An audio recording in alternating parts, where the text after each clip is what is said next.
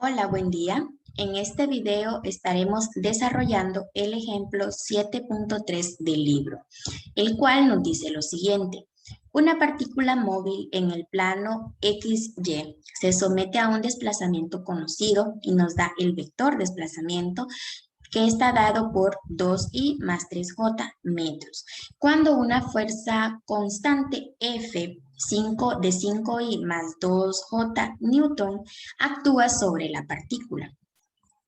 Inciso A, calcule las magnitudes de la fuerza y el desplazamiento de la partícula. Inciso B, calcule el trabajo consumido por la fuerza F en la partícula. Como primer punto tenemos los datos que nos proporciona el ejemplo. Nos dice que la partícula tiene un desplazamiento R dado por estas cantidades y la fuerza también nos dan este dato. Entonces, a partir de estos vectores, vamos a encontrar las magnitudes. ¿Cómo lo hacemos? Con el teorema de Pitágoras, como hemos venido trabajando hasta el momento. En el caso del desplazamiento, tenemos que está dado por la raíz cuadrada ¿de qué? De la componente en X del desplazamiento o el desplazamiento en el eje X más el desplazamiento en el eje Y al cuadrado.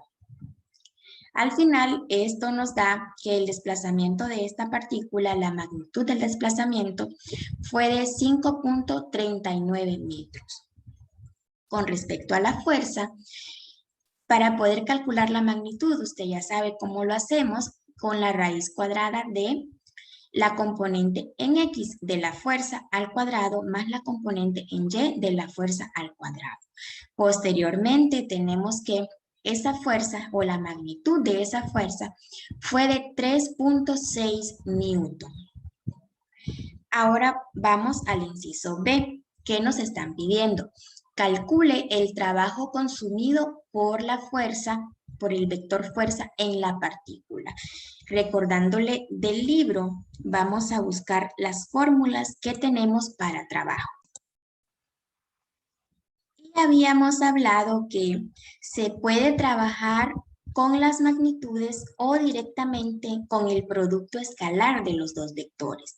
Entonces, en el caso de conocer las magnitudes, multiplicamos la magnitud de la fuerza por la magnitud del desplazamiento por el coseno del ángulo entre ellos.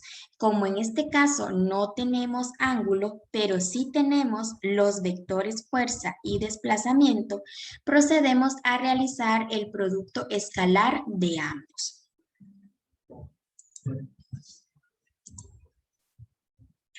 Para lo cual tenemos que, sustituyendo los datos y realizando el producto escalar o producto punto, se tiene que 5i por 2i nos da a 10, porque i por i nos da a 1, más 5i por 3j, i por j nos da 0, por lo tanto esto es 0, más 2j, por 2i, pues nos da 0, más 2j por 3j nos da 6. Y esto con unidades de Newton por metro o en su defecto joules. Al final tenemos que el trabajo que esta fuerza consumido por la fuerza aplicada en la partícula es de 16 joules. En el caso que nosotros tuviéramos el ángulo que se encuentra dentro de estos dos vectores, podríamos perfectamente utilizar la primera fórmula. Sin embargo, usted, de acuerdo a los datos que le proporcionen, escoge si utiliza la una o la otra. Y con esto finalizamos el ejemplo propuesto para este video.